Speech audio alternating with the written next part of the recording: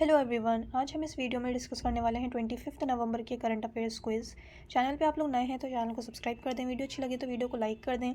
यहाँ पे हमारा फर्स्ट क्वेश्चन है आज, विच of the following tech giants faced an anti trust case for unlawful monopolisation. So basically anti trust case जो है अनलॉफुल मोनोपोलाइजेशन के लिए कौन सा टेक कंपनी जो है वो फेस कर रहा है अभी, किसने ये आरोप लगाया है। सो किस कंपनी के ऊपर बेसिकली ये आरोप लगा है।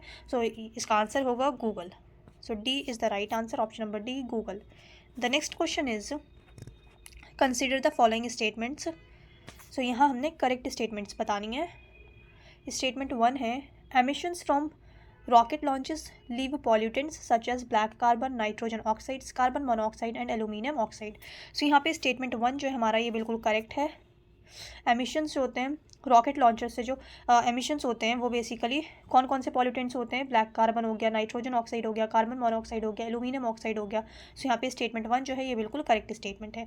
सेकेंड स्टेटमेंट है, aluminium oxide is particularly concerning as it is a catalyst for ozone depletion. So यहाँ पे स्टेटमेंट 2 जो है ये भी बिल्कुल करेक्ट है। एल्यूमिनियम ऑक्साइड जो है बेसिकली ये कैटलिस्ट फॉर ओजोन डिप्लीशन माना जाता है। सो यहाँ पे स्टेटमेंट 2 जो है ये भी बिल्कुल करेक्ट स्टेटमेंट है। ये बहुत हार्मफुल है ये पॉल्यूटेंट्स, किसके लिए, ओजोन लेयर के लिए। सो यहाँ पे जो है स्टेटमेंट 1 एंड 2 दोनों ही बिल्कुल करेक्ट स्टेटमेंट है। हमारा जो राइट आंसर होगा वो होगा option number C, both 1 and 2। The next question is, consider the following statements regarding the treaty to tackle plastic pollution. So plastic pollution के लिए जो ट्रीटी साइन की गई है तो इसका बेसिकली इससे रिलेटेड यहाँ पे स्टेटमेंट्स हैं प्लास्टिक पॉल्यूशन से। सो यहाँ पे स्टेटमेंट 1 है, it is a legally binding treaty to end plastic pollution including marine pollution. So यहाँ पे स्टेटमेंट 1 की अगर हम बात करें तो स्टेटमेंट 1 जो है बिल्कुल करेक्ट है। ये लीगली बाइंडिंग ग्लोबल ट्रीटी है प्लास्टिक पॉल्यूशन को एंड करने के लिए, ख़त्म करने के लिए, और इसमें मराइन पॉल्यूशन जो है वो भी इंक्लूड है। सो यहाँ पे स्टेटमेंट 1 बिल्कुल करेक्ट है हमारी। सेकेंड स्टेटमेंट है, the final round of the talks on the treaty are being held in Paris. So final round जो है ये बेसिकली 5th राउंड था और जो कि फाइनल राउंड भी है। सो ये 5th राउंड जो हुआ है इस टॉक का, ये बेसिकली कहाँ है हुआ है, ये पेरिस में नहीं हुआ है, ये हुआ है साउथ कोरिया में हुआ है, या फिर आप कह लें रिपब्लिक ऑफ कोरिया। और स्पेसिफिकली कोरिया में कौन सी जगह है, कोरिया में किस जगह हुआ है ये।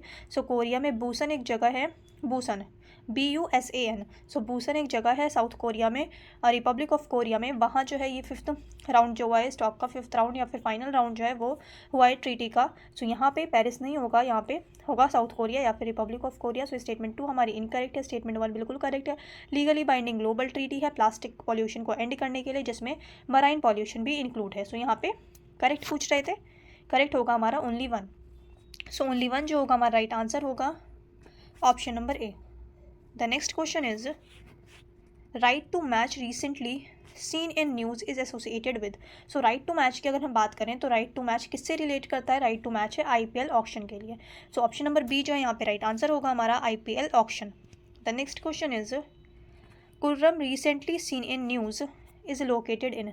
सो कुर्रम सिटी जो है या कुर्रम डिस्ट्रिक्ट जो है ये बेसिकली कहाँ है। कुर्रम डिस्ट्रिक्ट अगर हम बात करें तो ये है पाकिस्तान में, पाकिस्तान के जो खैबर पख्तूनख्वा रीजन जो है पाकिस्तान का, खैबर पख्तूनख्वा प्रोविंस, यहाँ का पार्ट है, यहाँ का एक डिस्ट्रिक्ट है कुर्रम डिस्ट्रिक्ट। और बेसिकली न्यूज़ में क्यों रहा है अभी, because of sectarian violence between Shia and Sunni.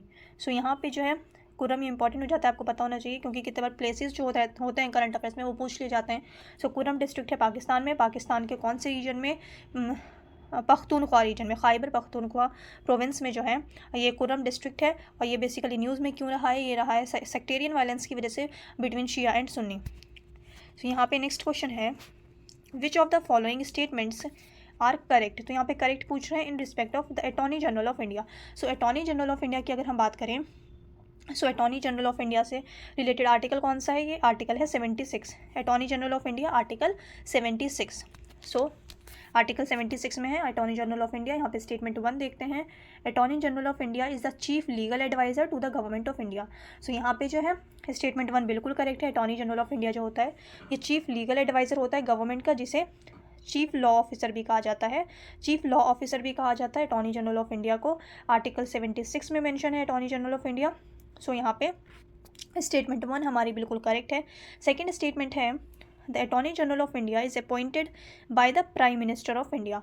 So यहाँ पे अपॉइंटमेंट की बात कर रहे हैं, अपॉइंटमेंट यहाँ पे स्टेटमेंट टू बिल्कुल करेक्ट है, बिल्कुल इनकरेक्ट है, because attorney general of India को अपॉइंट कौन करते हैं, अपॉइंट करते हैं प्रेसिडेंट। प्रेसिडेंट जो हमारे वो अपॉइंट करते हैं अटॉर्नी जनरल ऑफ इंडिया को। सो यहाँ पे स्टेटमेंट टू बिल्कुल इनकरेक्ट है। थर्ड है यहाँ पे ही must be a practicing advocate for at least 10 years. So अगर हम अटॉर्नी जनरल ऑफ इंडिया की बात करते हैं तो ये यहाँ पे स्टेटमेंट 3 जो है ये बिल्कुल करेक्ट है।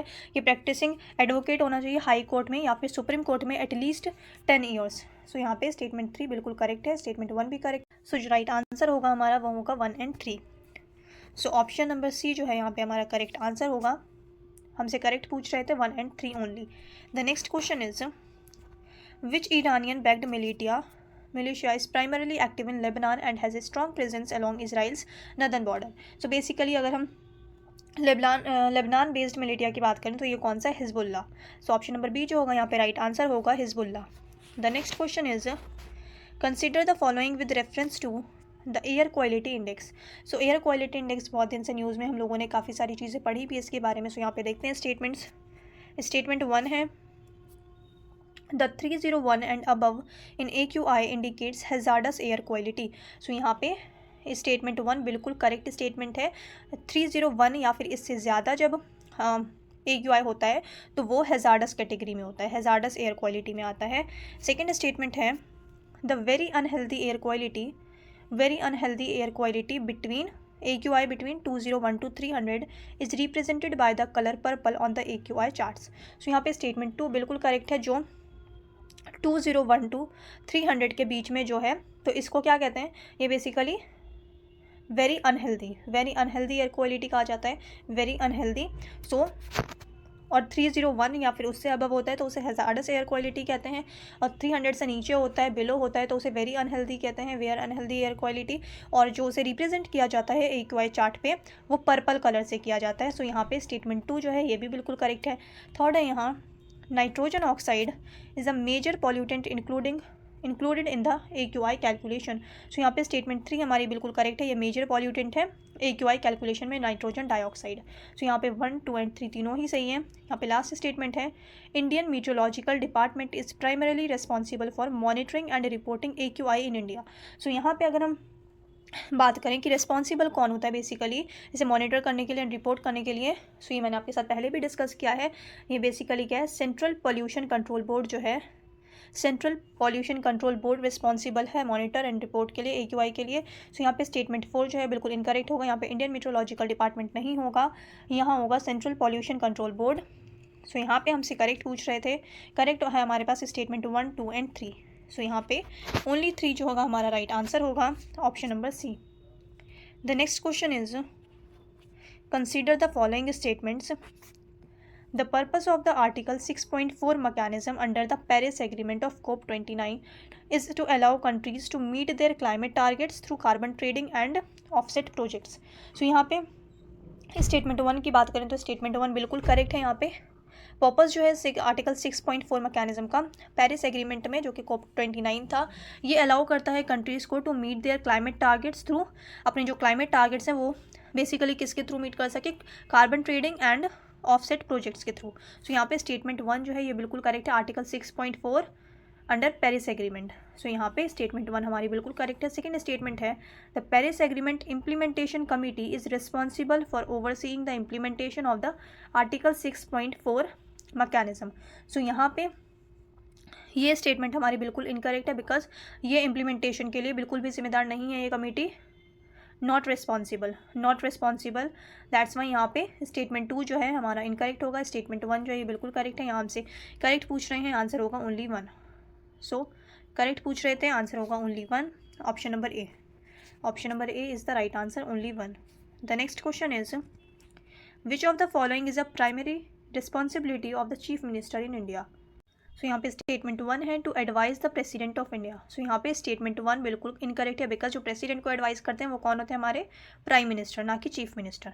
सो यहाँ पे prime minister and his council of minister is responsible for to aid and advise the president of India. So यहाँ पे स्टेटमेंट 1 बिल्कुल इनकरेक्ट है, यहाँ चीफ मिनिस्टर की बात हो रही है। सेकेंड है यहाँ पे to represent the state in union cabinet. So ऐसा कुछ भी नहीं होता कि चीफ मिनिस्टर रिप्रेजेंट करते हैं स्टेट को यूनियन कैबिनेट में। सो ये इनकरेक्ट है बिल्कुल। थर्ड है यहाँ पे to draft the union budget. So ये चीफ मिनिस्टर की बात हो रही है जो कि स्टेट का होता है, तो यहाँ पे यूनियन बजट में उनका कोई रिलेशन नहीं होता यहाँ पे। सो यहाँ पे जो है सी जो है ये भी बिल्कुल इनकरेक्ट होगा। लास्ट ऑप्शन है to head the state executive and advise the governor. So यहाँ पे जो स्टेटमेंट डी है ये हमारा राइट आंसर होगा। चीफ मिनिस्टर का क्या काम करना होता है, वो basically head of the state होते हैं, हेड ऑफ द गवर्नमेंट होते हैं स्टेट में, and head the state executive होते हैं और इनका काम होता है एडवाइस करना गवर्नर को। सो यहाँ पे स्टेटमेंट डी जो है ये बिल्कुल करेक्ट स्टेटमेंट है हमारी। आई होप आप लोगों ने अच्छे से प्रैक्टिस की होगी। चैनल पे आप लोग नए हैं तो चैनल को सब्सक्राइब कर लें, वीडियो अच्छी लगी तो वीडियो को लाइक कर दें। मिलते हैं नेक्स्ट वीडियो में।